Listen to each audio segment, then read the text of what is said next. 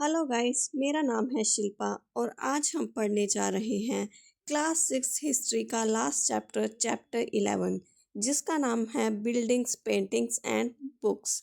तो चलिए एक बार देख लेते हैं आज इस चैप्टर में हम क्या क्या पढ़ेंगे। तो सबसे पहले इस चैप्टर में हम स्तूपास के बारे में पढ़ेंगे और उसके बाद कुछ टेम्पल्स के बारे में पढ़ेंगे, जैन मोनेस्ट्रीज के बारे में पढ़ेंगे, पेंटिंग्स के बारे में पढ़ेंगे और कुछ बुक्स और एपिक्स के बारे में पढ़ेंगे और लास्ट में हम आयरन पिलर के बारे में पढ़ेंगे और उसके बाद कुछ स्टोरीज जो कि उस टाइम पे लोकल पीपल्स द्वारा कंपोज की जाती थी उनके बारे में पढ़ेंगे और फिर हम चाइना के बारे में थोड़ा सा पढ़ेंगे। अगर आपको ये मेरी वीडियो अच्छी लगे तो लाइक, सब्सक्राइब और शेयर ज़रूर करें। मेरे चैनल का नाम है NCERT क्रोनोलॉजी शिल्पा। तो चलिए इस चैप्टर को स्टार्ट करते हैं। तो इस चैप्टर में सबसे पहले हमें स्तूपास के बनने के बारे में बताया गया है। 2300 साल पहले जो है स्तूपास के बनने की शुरुआत हो गई थी। हमारे जो स्किल्ड क्राफ्ट पर्सन्स हुआ करते थे उस टाइम में, वो बहुत सारी बिल्डिंग्स बनाया करते थे और उनमें से बहुत सारी बिल्डिंग जो हैं आज तक सरवाइव की हुई हैं, जिनमें कि स्तूपास भी आते हैं।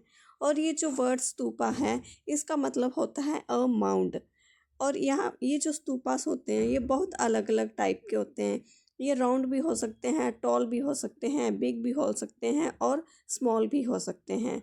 और ये जो स्तूपास होते हैं इनमें कुछ कॉमन फीचर्स होते हैं, जैसे कि इनके सेंटर में जो है एक स्मॉल बॉक्स, जिसको कि रेलिक कैस्केट बोलते हैं, वो रखा जाता था। और इस बॉक्स के ऊपर अर्थ, इसको मिट्टी से ढक दिया जाता था और मिट्टी से ढकने के बाद इसके ऊपर मड ब्रिक्स या फिर बेक ब्रिक्स की लेयर लगाई जाती थी। और इस लेयर के बाद जो है एक डोम लाइक स्ट्रक्चर जो है इस स्तूपा के सेंटर में रख दिया जाता था। और ये जो स्मॉल बॉक्स होता था, इसमें जो है बुद्धा और उनके फॉलोअर्स के टीथ, बोन्स, एशेस और उनके थिंग्स, चीज़ें हुआ करती थी जो वो उस यूज़ किया करते थे। और इस स्तूपा के अराउंड जो है एक पाथ हुआ करता था, जिसको प्रदक्षिणा पथ बोलते हैं। और इसके ये जो प्रदक्षिणा पथ होता है, इसके अराउंड जो है डिवोटीज जो हैं क्लॉकवाइज डायरेक्शन में घूमते हैं। और इसके अराउंड जो है एक रेलिंग भी लगी हुई होती है। और ये जो रेलिंग और गेटवे होते हैं, इनको स्कल्पचर से डेकोरेट किया गया होता था उस टाइम पे। और ये ऐसा ही एक स्तूप, जिसको कि द ग्रेट स्तूपा बोलते हैं, वो हमें सांची के मध्य प्रदेश में मिला है। और इस स्तूपा को सेंचुरीज पहले बनाया गया था, लेकिन जो इसका ब्रिक माउंड है, ईंटों से बना स्ट्रक्चर जो है, वो अशोका के टाइम पे बनाया गया था। और जो रेलिंग्स और गेटवेज थे, वो लेटर रूलर्स के टाइम पे बनाए गए थे। ये रहा गाइस सांची का स्तूपा, जिसके बारे में हमने पढ़ा, जिसमें कि दिखाया गया था कि इसमें जो ब्रिक्स का लेयर थी वो अशोका के टाइम पे ऐड की गई थी, लेकिन जो रेलिंग और इसकी डेकोरेशन थी वो लेटर रूलर्स के टाइम पे बनाई गई थी। इसके बाद जो है अमरावती का एक स्कल्पचर दिखाया गया है, जो कि 2000 साल पुराना है। तो अमरावती एक प्लेस है जहाँ पे कि बहुत सारे स्तूपास बने हुए थे। और ये जो स्तूपास थे 2000 साल पहले, इन पे जो है स्टोन कार्विंग से जो है इनको डेकोरेट किया गया था। इसके बाद जो है हमारे अर्लीस्ट हिंदू टेम्पल्स जो कि इसी टाइम पे बन रहे थे, उनके बारे में बताया गया है। तो जो टेम्पल्स होते थे, उनका जो मोस्ट इम्पोर्टेंट पार्ट होता था वो गर्भगृह हुआ करता था। और ये जो गर्भगृह हुआ करता था, यहाँ पे चीफ डाइटी की इमेज लगाई जाती थी और बहुत सारे रिचुअल्स जो पंडितों के द्वारा परफॉर्म किए जाते थे। और यहाँ यहीं पे जो है डाइटी यानी कि देवी देवताओं की जो है पूजा की जाती थी। भीतर गांव एक जगह का नाम है जो कि यूपी में है। वहाँ पे ये जो गर्भगृह है, इसके ऊपर एक शिखर बनाया गया है, ताकि इस प्लेस को दिखाया जा सके कि ये एक इम्पोर्टेंट प्लेस है। ज़्यादातर जो टेम्पल हुआ करते थे, उनमें एक मंडपा भी हुआ करता था। मंडपा एक खाली स्पेस होता है बहुत बड़ा, जहाँ पे कि बहुत सारे लोग जो है एक साथ इकट्ठे हो सकते हैं। इसके बाद कुछ टेम्पल्स बताए गए हैं जो कि डिफरेंट टाइम पीरियड में बनाए गए थे। तो सबसे पहले जो है भीतर गांव का एक टेम्पल बनाया गया है, जो कि यूपी में है। और ये जो है 1500 साल पहले बनाया गया था। और इसको जो है बेक्ड ब्रिक्स और स्टोन का यूज़ करके बनाया गया है। ये रहा वो भीतरगांव का टेम्पल जिसको कि बेक्ड ब्रिक्स और स्टोन का यूज़ करके बनाया गया है। इसके बाद एक 1400 साल पुराना दुर्गा टेम्पल दिखाया गया है जो कि ऐहोल में है। और ये जो ऐहोल है ये चालुक्यास की कैपिटल हुआ करती थी। और ये रहा वो मंदिर जो कि 1400 साल पहले ऐहोल में बनाया गया था। इसके बाद जो ये टेम्पल दिखाया गया है ये मोनोलिथिक टेम्पल है जो कि महाबलीपुरम में है। और ये मोनोलिथिक टेम्पल जो है एक ही बड़ी सी चट्टान को काट कर बनाया गया था। और इसमें जो है जो बेक्ड ब्रिक्स का स्ट्रक्चर था वो बाद में जो है ब्रिक्स की लेयर जो है इसमें ऐड कर नीचे से ऊपर की तरफ ऐड करके बनाया था। लेकिन जब इसको स्टोन से बनाया गया था तो इसको ऊपर से नीचे की तरफ जो छील छील के बनाते थे इस टेम्पल को, क्योंकि ये एक मोनोलिथिक स्ट्रक्चर है। एक ही स्टोन से जो है इसको बनाया गया है इस पूरे टेम्पल को। इसके बाद हमें बताया गया है कि ये जो टेम्पल्स और स्तूपास होते थे इनको कैसे बनाया जाता था। तो उस टाइम पे जो भी राजा रानी हुआ करते थे वो मंदिरों को बनाने का कार्य करवाया करते थे, क्योंकि को मंदिरों को बनाना जो है एक एक्सपेंसिव अफेयर हुआ करता था। सबसे पहले मंदिरों को बनाने के लिए जो है गुड क्वालिटी का स्टोन ढूंढा जाता था। फिर उन स्टोन से जो है डिफरेंट शेप्स के पिलर्स, वॉल्स, फ्लोर्स, सीलिंग्स बनाई जाती थी। और इनको बनाने के बाद जो है जहाँ बिल्डिंग बनाई जानी होती थी तो इनको राइट पोजीशन पे जो है फिक्स कर दिया जाता था। और राजा और रानियों के अलावा जो डिवोटीज जो जितने भी श्रद्धालु मंदिर या फिर स्तूपों में आते थे वो अपने साथ गिफ्ट्स लाया करते थे। और इन गिफ्ट्स से जो है बिल्डिंग्स को डेकोरेट किया जाता था। इसका एग्जाम्पल हमें यहाँ से देखने को मिलता है कि एक आइवरी वर्कर की एसोसिएशन ने जो है गेटवे एट सांची को बनाने की के लिए जो है पे किया हुआ था। और ये जो इनके अलावा जो डेकोरेशन हुआ करती थी उसको उसके लिए अलग अलग मर्चेंट, फार्मर्स, परफ्यूमर, स्मिथ्स और अलग अलग आदमी और औरतें पे किया करते थे। और इनके बारे में हमें पता चलता है क्योंकि इनके नाम जो हैं पिलर्स, रेलिंग्स और वॉल्स पर जो है इंस्क्राइब किए हुए हैं। इसके बाद जो है एक जैन मोनेस्ट्री, अब बुद्धिस्ट स्तूपास और टेम्पल्स के बाद जो है हम जैन मोनेस्ट्रीज को पढ़ने जा रहे हैं। तो जैन मोनेस्ट्री दिखाई गई है ओडिशा की, जो कि एक 2 स्टोरी बिल्डिंग है जिसको कि रॉक को काट काट के बनाया गया है। और इसमें जो है जैन मॉन्क्स जो है मेडिटेट करते हैं और रहते हैं। इसके बाद एक स्कल्पचर दिखाया गया है जो कि नेशनल म्यूजियम ऑफ दिल्ली में रखा गया है। तो चलिए देख लेते हैं ये सब कहाँ पे है। तो ये रही हमारी वो डबल स्टोरी जैन्स की मोनेस्ट्री जिसको कि रॉक सरफेस से काट काट कर बनाया गया था।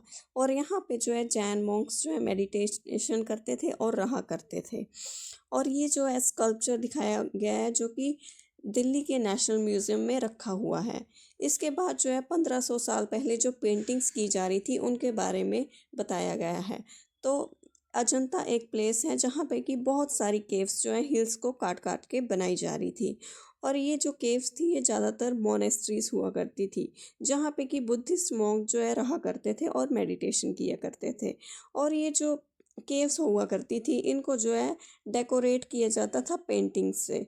और जैसे कि केव्स जो हैं अंदर से डार्क होती हैं, उनमें अंधेरा होता है, तो ये जो पेंटिंग्स जो हैं वो लाइट की हेल्प से बनाई जाती थी, जो कि टॉर्चेस की लाइट हो सकती है या फिर फायर जला के जो है लाइट उस टाइम पे हुआ करती होगी। और इन पेंटिंग्स में जो कलर यूज़ किए जाते थे वो प्लांट्स और मिनरल से इन बनाए जाते थे।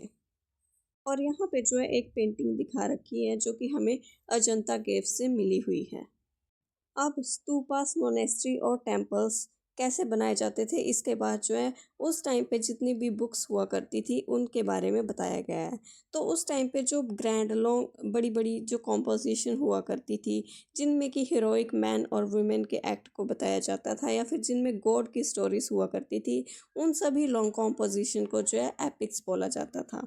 तो उस टाइम पे 1800 साल पहले की एक एपिक के बारे में बताया गया जो कि एक तमिल एपिक है जिसका नाम है सीलापतिकरम। और इसको जो है एक पोइट के द्वारा लिखा गया है जिनका नाम है इलैंगो। और ये जो है 1800 साल पहले लिखी गई है। तो इसमें जो है एक मर्चेंट की स्टोरी है जिनका नाम है कोबालन। और कोबालन जो है वो पुहर में रहता है। और ये जो है एक कोटसन जिनका नाम माधवी है उसके साथ जो है प्यार में पड़ जाता है। और ये जो है अपनी वाइफ को निगलेक्ट करने लगता है और इनकी वाइफ का नाम जो है कन्नगी होता है। तो फिर एक टाइम पे जो है ये कोवालन और कन्नगी जो है वो पूहर को छोड़ के चले जाते हैं और ये जो है मदुरई शहर में जाके रहने लगते हैं। लेकिन मदुरई में जो है एक पांड्या किंग का कोर्ट ज्वेलर होता है जो कि कोवालन को रॉन्गली एक्यूज करता है कि इसने चोरी की है, और जो मदुरई का राजा होता है वो कोवालन को जो है डेथ सेंटेंस सुनाता है और उसको जो है मृत्यु दंड दे दिया जाता है। जो कन्नगी होती है उनकी वाइफ, वो उनसे अब भी बहुत प्यार करती थी, इसलिए वो जो है अपना बदला लेने के लिए जो है उनकी कर्स के कारण जो है एंटायर सिटी ऑफ मदुरई जो है डिस्ट्रॉय हो जाती है। इसके बाद 1800 साल पहले, तमिल एपिक के बाद, जो उस टाइम पे 1600 साल पहले कालिदास जो हुआ करते थे वो संस्कृत में अपनी कॉम्पोजिशन को लिख रहे थे। और इसके बाद 1400 साल पहले जो है एक अनदर तमिल एपिक है जिसका नाम है मणिमेकलाई, जो कि सतनार पोइट द्वारा लिखी गई है 1400 साल पहले। और इस स्टोरी में जो है ये जो कोवालन हमने अभी पढ़ा, उनकी डॉटर और माधवी जो कि उनकी जिसके साथ उनका अफेयर था, उन दोनों की डॉटर के बारे में ये स्टोरी है। और ये जो ब्यूटीफुल कॉम्पोजिशन थी ये स्कॉलर्स द्वारा सेंचुरीज पहले जो है गुम हो गई थी, लेकिन इनको बाद में थोड़े साल पहले रीडिस्कवर किया गया है। अब इन एपिक्स के अलावा जो है उस टाइम पे और भी बहुत सारी बुक्स लिखी जा रही थी और साइंस पे भी कुछ बुक्स लिखी जा रही थी। तो उस टाइम पे जो स्कॉलर होते थे उनमें एक स्कॉलर थे आर्यभट्ट, जो कि एक मैथमेटिशियन और एस्ट्रोनॉमर थे। इन्होंने जो है एक बुक लिखी थी आर्यभट्टियम, जो कि संस्कृत में लिखी गई थी। इन्होंने उसमें लिखा था कि जो दिन और रात होते हैं वो अर्थ की रोटेशन के कारण होते हैं उसकी एक्सिस पे। और साथ में इन्होंने सनराइज और सनसेट का कंसेप्ट बताया था। साथ में इन्होंने साइंटिफिक एक्सप्लेनेशन दी थी एक्लिप्सिस यानी कि ग्रहणों के बारे में। और इन्होंने सरकमफ्रेंस ऑफ अ सर्कल को कैलकुलेट करने का फॉर्मूला भी दिया था। इनके अलावा जो है उस टाइम पे अदर स्कॉलर्स भी हुआ करते थे जिनका नाम था ब्रह्महीरा, ब्रह्मगुप्ता, भास्कराचार्य, जो कि मैथमेटिशियन और एस्ट्रोनॉमर्स हुआ करते थे। और ये जो आर्यभट्ट थे इन्होंने जो है ज़ीरो को इन्वेंट किया था उस टाइम पे। और ये जो ज़ीरो से स्टार्ट होने वाली काउंटिंग थी 0 1 2 3 से, इस काउंटिंग वाले सिस्टम को जो है अरब्स द्वारा अडेप्ट किया गया था, जहाँ से कि ये यूरोप में स्प्रेड हुआ और अब इसको जो है होल वर्ल्ड में यूज़ किया जाता है। इसके बाद उस टाइम पे जो है आयुर्वेद भी बहुत अच्छे से जो है फ्लरिश हो रहा था। और आयुर्वेद जो है एंशियंट टाइम पे जो है हेल्थ साइंस का सिस्टम हुआ करता था। और इस आयुर्वेद को प्रैक्टिस करने वाले बहुत सारे उस टाइम पे फेमस प्रैक्टिशनर्स हुआ करते थे, जिनमें कि दो इधर दिखाए गए हैं, एक है चरक और दूसरे हैं सुश्रुता। जो चरक हैं वो फर्स्ट से सेकंड सेंचुरी सीई में हुआ करते थे। और इन्होंने जो है एक बुक लिखी थी जिसका नाम था चरक संहिता, और इन्होंने इसमें जो है मेडिसन के बारे में लिखा था। और ये जो दूसरे थे सुश्रुता, इन्होंने अपनी बुक सुश्रुत संहिता में 4th सेंचुरी सीई पहले जो है सर्जिकल प्रोसीजर को बताया था। इसके बाद जो है इंडियन क्राफ्ट पर्सन की अदर स्किल्स के बारे में बताते हुए बताया है कि इंडियन क्राफ्ट पर्सन ने उस टाइम पे जो है एक आयरन का पिलर बनाया हुआ था, जो कि इस टाइम पे दिल्ली की मेहरौली में है। और ये जो है उस टाइम पे इंडियन क्राफ्ट पर्सन की स्किल्स को बताता है। ये जो आयरन पिलर है इसकी हाइट जो है 7.2 मीटर हाई है और इसका वेट जो है 3 टन्स है। और इसको जो है 1500 साल पहले बनाया गया था। और इसके बनाने की डेट का हमें इससे पता चलता है क्योंकि इस पिलर पे जो है कुछ इंस्क्रिप्शन लिखी गई हैं, जो कि चंद्र नाम के रूलर द्वारा लिखवाई गई थी। और ये जो चंद्र थे ये गुप्ता डायनेस्टी को बिलोंग करते थे। और इस जो आयरन पिलर के बारे में एक अमेजिंग फैक्ट ये है कि इसको आज तक जो है जंग नहीं लगा है। और ये जो है आप कुतुब मीनार के अंदर देख सकते हो। मैं वहाँ गई थी और मैंने इस आयरन पिलर को खुद देखा है। और ये जो इंस्क्रिप्शन है इसको भी मैं पढ़ के आई थी। अगर आप भी उधर जाओगे तो इसे ज़रूर देखना।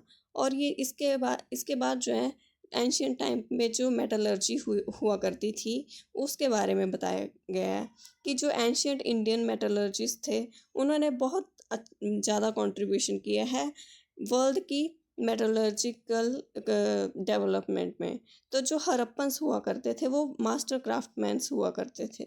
वो ब्रोंज़ को बनाना जानते थे और वो ब्रोंज़ को जो है कॉपर और टिन के साथ मिक्स करके बनाते थे। और इसके बाद ये जो हड़प्पन्स थे इनको ब्रोंज़ एज भी बोला जाता है क्योंकि ये ब्रोंज़ बनाना जानते थे। और इसके बाद जो इनके सक्सेसर थे वो आयरन के यूज़ के बारे में जानते थे और उनकी जो एज थी उनको आयरन एज बोलते हैं, जिस टाइम पीरियड में वो रहा करते थे। और इस टाइम पीरियड में आयरन एज में जो है इंडिया ने highly advanced type of iron जैसे कि forced iron, wrought iron, cast iron को प्रोड्यूस करने का काम शुरू कर दिया था। ये जो पिक्चर आप देख रहे हैं ये आयरन पिलर की है जो कि इस टाइम कुतुब मीनार के अंदर आप देख सकते हैं। इसके बाद उस टाइम में जो है बहुत सारी जो है रिकॉर्डिंग्स और स्टोरीज जो कि उस टाइम पे सर्कुलेशन में थी उनको प्रिजर्व किया जा रहा था। तो 1500 साल पहले जो है उन स्टोरीज को लिखा जा रहा था जो कि बहुत टाइम से जो है लोगों द्वारा एक दूसरे को सुनाकर और सुनकर या फिर सुनाकर जो है एक जनरेशन से दूसरी जनरेशन तक पास की जाती थी। लेकिन 1500 साल पहले उन सब स्टोरीज, हिंदू रिलीजियस स्टोरीज को जो है लिखना शुरू कर दिया गया था। और ये बहुत सारी स्टोरीज जो है वो पुराना से होती थी। पुराना का मतलब होता है ओल्ड। और पुराना में जो स्टोरी होती थी वो ज़्यादातर गॉड गॉडेसेस के बारे में हुआ करती थी।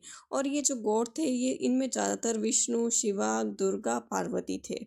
और इनमें बताया जाता था कि गॉड इन देवी देवताओं की कैसे पूजा करनी है। और इसके अलावा जो है इनमें किंग्स के बारे में स्टोरी हुआ करती थी, वर्ल्ड की क्रिएशन के बारे में स्टोरीज हुआ करती थी। और ये जो पुराना थे ये ज़्यादातर सिंपल संस्कृत में लिखे गए हैं और इनको जो है सभी के द्वारा सुना और पढ़ा जा सकता है। जो जैसे कि पिछले टाइम में वैदिक टाइम में हम जानते हैं वुमेन और शूद्रास को जो है वेदों को पढ़ना अलाउ नहीं था। लेकिन पुराना को जो है वो वुमेन और शूद्रास भी पढ़ सकते थे। और ये जो पुराना की स्टोरीज हुआ करती थी इनको ज़्यादातर जो है पुजारी मंदिरों में सुनाकर लोगों को सुनाया करते थे और लोग जो है इनको सुनने के लिए मंदिरों में आया करते थे। तो ऐसे ही दो संस्कृत की एपिक जिनके बारे में हम जानते हैं वो है महाभारत और रामायण। और ये जो महाभारत है ये एक वॉर की स्टोरी है जो कि कौरवास और पांडवास के बीच में लड़ी गई है जो कि कज़न हुआ करते थे। और ये स्टोरी जो है कुरु के किंगडम को कंट्रोल करने और उसकी कैपिटल कुरु की कैपिटल जो हस्तिनापुर थी उनको कंट्रोल करने के लिए लड़ी गई थी। और ये जो स्टोरी जो है बहुत पुरानी है लेकिन इसको जो है 1500 साल पहले लिखा गया है। और ये जो पुराणास और महाभारत हैं इन दोनों को जो है व्यास ऋषि जो थे उनके द्वारा कंपाइल किया गया था। और भागवत गीता जो है वो महाभारत का ही पार्ट है। इसके बाद जो है रामायण के बारे में बताया हुआ है कि रामायण जो है रामा जो कि किंग प्रिंस ऑफ कोसाला हैं उनकी स्टोरी है। उनको जो है उनकी माता जी द्वारा, तो राम जी जो कि प्रिंस ऑफ कोसाला हैं उनको जो है उनकी माताजी द्वारा वनवास में भेज दिया जाता है। और जो सीता उनकी पत्नी होती है जंगल में उनको जो है लंका के राजा रावण द्वारा जो है अपहरण कर लिया जाता है। इसके बाद जो है राम उनसे एक लड़ाई लड़ते हैं और जिसमें कि वो जीत जाते हैं और सीता माता को लेके जो है वो अयोध्या वापस आते हैं जो कि कोसाला उनके किंगडम की कैपिटल हुआ करती थी। इसी तरह ये जो जैसे कि हमने महाभारत देखा उसकी तरह ही ये जो रामायण है ये एक ओल्ड स्टोरी है लेकिन इसको 1500 साल पहले लिखा गया। और वाल्मीकि को जो है उन संस्कृत रामायण का जो है ऑथर माना जाता है। इसके अलावा उस टाइम पे जो है ऑर्डिनरी पीपल हुआ करते थे वो भी बहुत सारी स्टोरीज को कंपोज किया करते थे। और उनकी जो पोइम्स, सॉन्ग्स और स्टोरीज हुआ करती थी उनको भी प्रिजर्व किया गया है। और उनकी कलेक्शन जो है ज़्यादातर जतकास और पंचतंत्र की कहानियों में है जिनको कि इसी टाइम पीरियड पे लिखा गया था। पहले उनको भी सुनाकर ही एक जनरेशन से दूसरी जनरेशन तक पहुंचाया जाता था। और बहुत सारी जतका स्टोरी जो हैं उनको स्तूपास की रेलिंग्स पे बनाया गया है, पेंटिंग्स में बनाया गया है जो कि अजंता में है। एक ऐसी ही स्टोरी यहाँ दे दी रखी है जो कि है the story of monkey king. तो बहुत टाइम पहले जो है एक बानर राजा हुआ करते थे। उनका जन्म जो है एक बोधिसत्व हुआ करते थे एक्चुअली, जिनका जन्म जो है एक बानर के रूप में जो है हिमालय के जंगलों में होता है, जो कि गंगा किनारे होता है। और ये बड़े होके जो है 80,000 जो बानर होते हैं उनके जो है राजा बनते हैं। और ये सभी बानर जो है एक स्पेशल मैंगो ट्री होता था वहाँ पे, उनको खाकर जो है आनंद से अपना जीवन वहाँ व्यतीत कर रहे थे। और एक टाइम आता है जब एक मैंगो जो है नदी में गिर के जो है वाराणसी की तरफ फ्लोट करके चला जाता है। और वहाँ पे जो है वाराणसी के राजा जो होते हैं वो नदी में नहा रहे होते हैं और उनके हाथ में ये आम चला जाता है। और वो इसको खा के जो है मंत्रमुग्ध हो जाते हैं। और वो फॉरेस्टर्स को बोलते हैं कि मुझे इसका पेड़ जो है ढूंढ के बताओ। और वो जो जंगल के लोग होते हैं उनको उस पेड़ हिमालय में उस पेड़ तक ले जाते हैं। और राजा जब रात में देखता है कि ये जो बंदर हैं ये भी इन आमों को खा रहे हैं, तो वो उनको मारने के बारे में सोचता है। लेकिन जो मंकी किंग होता है वो एक प्लान बनाता है और वो बहुत सी मैंगो ट्री की ब्रांचेस को तोड़ के जो है खुद का एक ब्रिज बना के जो है अपने फॉलोअर्स जितने भी बंदर होते हैं उनको क्रॉस करवा देता है। और लेकिन इस ये सब करवाते करवाते जो है वो खुद जो है उनकी डेथ हो जाती है। तो ह्यूमन किंग जो होते हैं बनारस के राजा, वो जो है मंकी किंग को बचाने की कोशिश करते हैं, लेकिन वो सफल नहीं हो पाते हैं इसमें। और मंकी किंग की जो है डेथ हो जाती है। इसके बाद जो किंग होते हैं वो उनको बहुत रिस्पेक्ट देते हैं और उनका अच्छे से अंतिम संस्कार करते हैं। और ये जो स्टोरी है ये एक स्कल्पचर पे बनी हुई है, जो कि भरूच के एक स्तूपा पर बनाई गई है। इसके बाद लास्ट में जो है 1900 साल पहले ये बताया गया कि 1900 साल पहले चाइना में जो है पेपर इन्वेंट कर लिया गया था। और इनको जो है पेपर को जो है एक आदमी के द्वारा इन्वेंट किया गया था जिनका नाम था काइलुन। और इन्होंने जो है पेपर बनाने के लिए जो है बहुत सारे प्लांट के फाइबर्स, क्लॉथ्स, रोप्स, ट्री की बाग को जो है पानी में सोक किया था। और फिर उनको प्रेस करके ड्रेन करके उनका पल्प निकाल के जो है उन्होंने पेपर बनाया था। इवन आज भी जो पेपर हैंडमेड पेपर बनाया जाता है वो इसी प्रोसेस के साथ बनाया जाता है। और ये जो पेपर बनाने की टेक्निक जो थी इसको बहुत सालों तक जो है एक क्लोजली गार्ड सीक्रेट की तरह रखा गया था। लेकिन बाद में 1400 साल पहले जो है ये पेपर बनाने की टेक्निक जो है वो कोरिया पहुंची। और कोरिया से ये जापान में स्प्रेड हो गई। और उसके बाद 1800 साल पहले जो है ये टेक्निक बगदाद पहुंची। बगदाद से जो है ये यूरोप, अफ्रीका और एशियन सब कॉन्टिनेंट के पार्ट में फैलती गई। तो गाइस ये था आज का हमारा चैप्टर जिसमें हमने पढ़ा temples, monasteries, Jain monasteries, stupas के बारे में, बुक्स के बारे में, साइंटिफिक बुक्स के बारे में। और फिर हमने जो लोकल पीपल की स्टोरीज हुआ करती थी, एपिक्स हुआ करती थी, उसके बारे में पढ़ा। और साथ में लास्ट में हमने पेपर बनाने की प्रोसेस और पेपर किसने बनाया था उसके बारे में पढ़ा। तो अगर आपको मेरी ये वीडियो अच्छी लगे तो लाइक, सब्सक्राइब और शेयर ज़रूर करें। मेरे चैनल का नाम है NCERT chronology Shilpa. Thank you.